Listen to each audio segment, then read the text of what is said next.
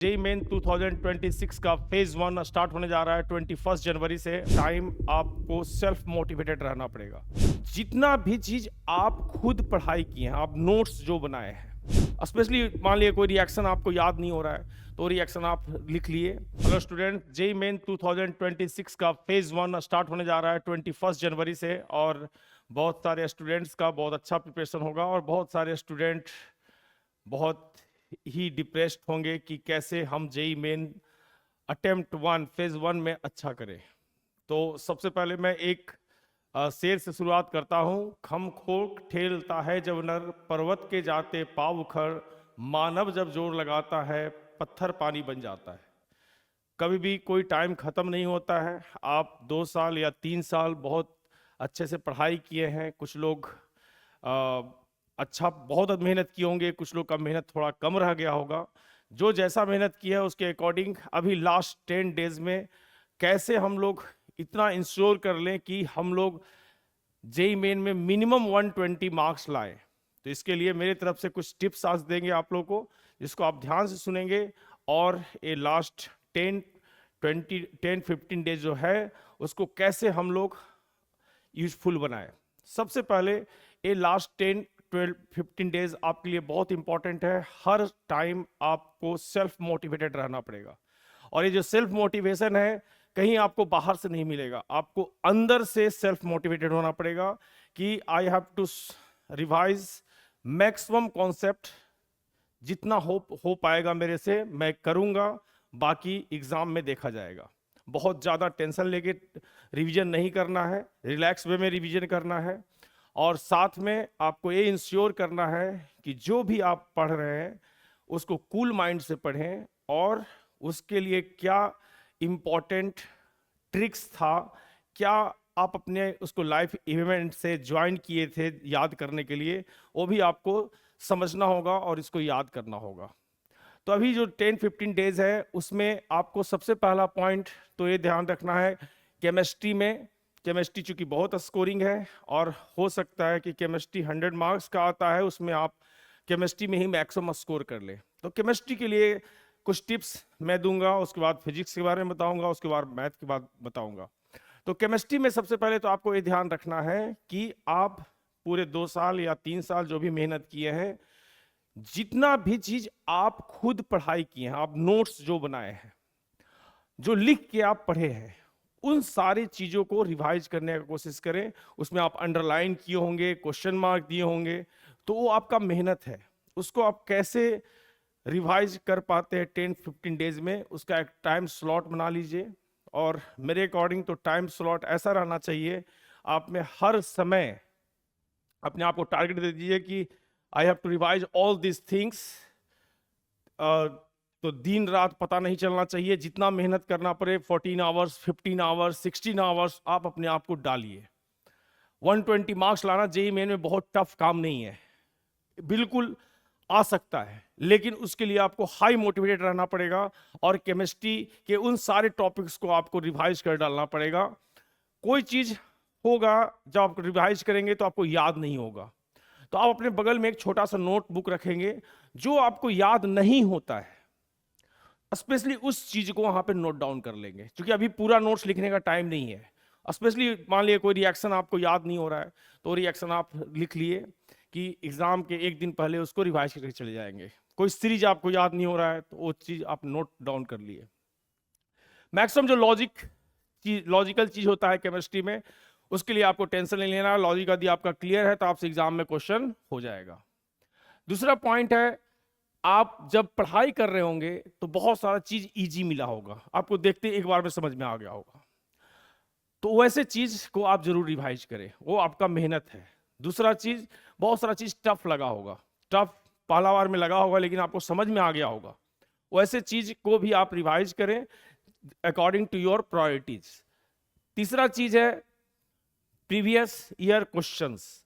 JEE main का जो pattern होता है पिछले साल, उसके पिछले साल के जैसा ही रहेगा, कोई चेंज नहीं होगा, मैक्सिमम चांस यही है।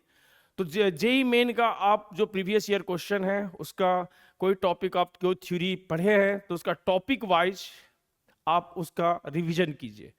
कि हाँ इसका हम थ्योरी पढ़ लिए, फॉर एग्जांपल केमिकल बॉन्डिंग का थ्योरी पढ़ लिए, रिवाइज कर लिए, अब केमिकल बॉन्डिंग का क्वेश्चन करके देखते हैं मेरे से होता है कि नहीं होता है। यदि पिछले साल का क्वेश्चन आपसे हो जा रहा है तो केमिकल बॉन्डिंग आपका कंप्लीट है, आप नेक्स्ट चैप्टर में मूव कर सकते हैं। नहीं यदि होता है तो डिप्रेस होने का जरूरत नहीं है। कुछ कुछ केमिस्ट्री में, फिजिक्स में, मैथ में ऐसा ऐसा चैप्टर है जो हाई स्कोरिंग चैप्टर माना जाता है, वो चैप्टर आप मिनिमम कर लीजिएगा, लास्ट में हम लिस्ट बताएंगे। वो चैप्टर करने से आपको मिनिमम 120 मार्क्स आ ही जाएगा। नेक्स्ट पॉइंट है, नेक्स्ट पॉइंट पे आ जाते हैं, टेस्ट। मॉक टेस्ट दीजिए। यदि आपके पास ये फैसिलिटी है कि आप ऑनलाइन मोड में टेस्ट दे सकते हैं, यदि आप के पास ये फैसिलिटी है तो टेस्ट सेंटर में जाइए और कंप्यूटर के सामने बैठ के अभी से हर अल्टरनेट 2 दिन में, 3 दिन में या 4 दिन में एक टेस्ट में अपीयर हुई है, और उसके बाद उसके पूरे टेस्ट पेपर का आप एनालिसिस कीजिए कि आप में 300 में आपने कितना क्वेश्चन अटेम्प्ट किया, कितना क्वेश्चन आपसे अटेम्प्ट नहीं हुआ, क्यों नहीं हुआ, कितना स्टेप, कितना क्वेश्चंस में आप एरर कर बैठे, कैलकुलेशन मिस्टेक कर बैठे। उस सारे टेस्ट का एनालिसिस में आप बहुत ज्यादा टाइम दीजिए। लाइक 3 आवर्स का आप टेस्ट दिए हैं तो एटलीस्ट 6 to 7 आवर उसका पेपर एनालिसिस कीजिए। इससे आपको टू द पॉइंट आपका अपना कमी मिल जाएगा और आप एरर फाइंड आउट कर पाइएगा। तो ऐसा अभी से आप 4-5 टेस्ट भी दे देते हैं जेई मेन फेज 1 के पहले, तो आपका वो टर्निंग पॉइंट हो जाएगा। यदि आपका मार्क्स अभी 50, 60, 70 ऐसे आ रहा है तो हो सकता है कि 120, 130 में कन्वर्ट हो जाए, क्योंकि आप जानते हैं सब चीज है, आप भरोसा रखिए, लेकिन आप मार्क्स को कन्वर्ट नहीं कर पा रहे। तो कन्वर्ट करने का सबसे और सटीक तरीका है पेपर का एनालिसिस करना। तो अभी 4-5 टेस्ट दीजिए, या पहले भी जो टेस्ट दिए हैं उसका पेपर एनालिसिस कीजिए, उसका कहाँ एरर हुआ था, कौन सा फॉर्मूला आप भूल जा रहे हैं बार बार, उसको शॉर्ट नोट में जो आप बनाए हैं उसमें आप नोट डाउन कर लीजिए। नेक्स्ट है balanced approach through out.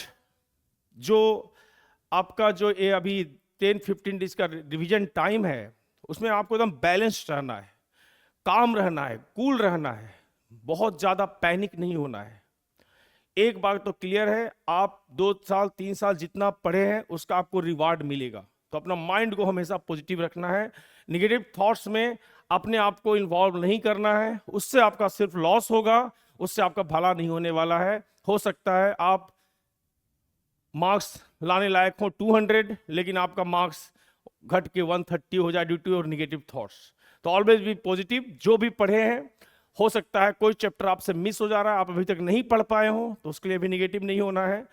NCERT का जाके जो जो इंपॉर्टेंट फॉर्मूला है उसको आप मेमोराइज कर लीजिए। बहुत बार जेईई मेन में फॉर्मूला बेस्ड डायरेक्ट क्वेश्चन आ जाता है।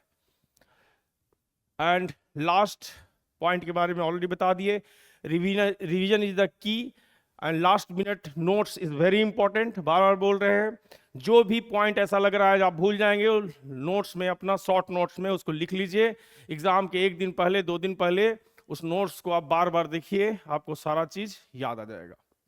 तो इसके बाद हम लोग देखेंगे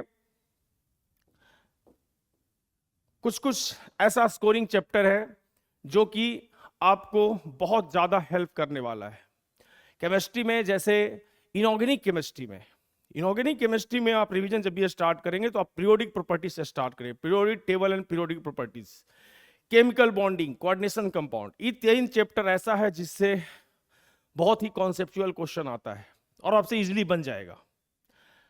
पी ब्लॉक एनसीईआरटी का आप लाइन बाय लाइन आप पढ़ लीजिए अच्छे से, अभी भी टाइम है, आप पढ़ना स्टार्ट कीजिए। पी ब्लॉक का शॉर्ट में दिया हुआ है, सारा इंफॉर्मेशन एक बार पढ़ लीजिए। पी ब्लॉक से भी आपको मार्क्स आ जाएगा, केमिकल बॉन्डिंग से भी मार्क्स आ जाएगा। ऑर्गेनिक केमिस्ट्री में आपको एनसीईआरटी बगल में रखना है और एनसीईआरटी में जो रिएक्शंस हैं उनके सारे रिएक्शंस आप एक बार रिकॉल कर लीजिए। उसका क्या प्रोडक्ट बनता था, नेम्ड रिएक्शन क्या था और कैसे इसका प्रोडक्ट में हम लोग यूज करते थे। रिएजेंट, इंपॉर्टेंट रिएजेंट आपको याद रखना है। जीओसी एंड आइसोमरिज्म में कॉन्सेप्चुअल क्वेश्चन पूछता है, तो वो अब क्लास में एक बार कर लिए होंगे तो आपसे वो पक्का बन जाएगा। Physical chemistry already, physical chemistry calculations based है, बट इसमें important topics thermodynamics, chemical equilibrium, ion equilibrium, solution, chemical kinetics, electrochemistry, and ये चैप्टर आपको करके जाना है।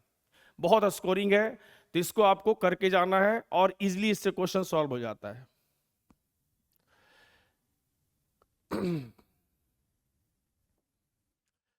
नेक्स्ट आ जाते हैं मैथ में। मैथमेटिक्स में आपको कैलकुलस में आप प्रैक्टिस किए होंगे, लिमिट, कंटिन्यूटी, डिफरेंशियबिलिटी, इंटीग्रेशन, ये सब अच्छे से रिवाइज करके जाना है। कोऑर्डिनेट ज्योमेट्री में straight line, circle, parabola, ellipse, hyperbola.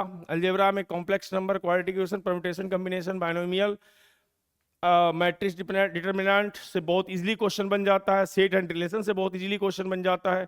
तो पूरे साल जो आप पढ़े हैं अपना वो पोर्शन याद कीजिए जहां से आपको देख के डर नहीं लगता था, जिसका क्वेश्चन देख के आपको अट्रैक्शन फील होता था। आप अपना स्ट्रेंथ उसको बनाइए, उससे आपको मिनिमम 120 प्लस मार्क्स आ ही जाएगा। लास्ट फिजिक्स है। फिजिक्स में आपको जो पोर्शन, सेम चीज, जो पोर्शन से इजीली क्वेश्चन बन सकता है, लाइक मॉडर्न फिजिक्स से बहुत ही इजीली क्वेश्चन बन जाता है। हीट एंड थर्मोडायनेमिक्स से बहुत इजीली क्वेश्चन बन जाता है, क्योंकि ये सब टॉपिक मैक्सिमम केमिस्ट्री में भी कवर होता है। सेमीकंडक्टर से क्वेश्चन आएगा, उससे आपको इजीली क्वेश्चन बन जाएगा। करंट इलेक्ट्रिसिटी से इजीली क्वेश्चन बन जाएगा। ऑप्टिक्स से इजीली क्वेश्चन बन जाएगा। मैकेनिक्स में बहुत सारा पोर्शन ऐसा है जहां से इजीली क्वेश्चन बन जाएगा। तो आप अपने स्ट्रेंथ के अकॉर्डिंग आप उसको ऐसे रिवाइज कर सकते हैं।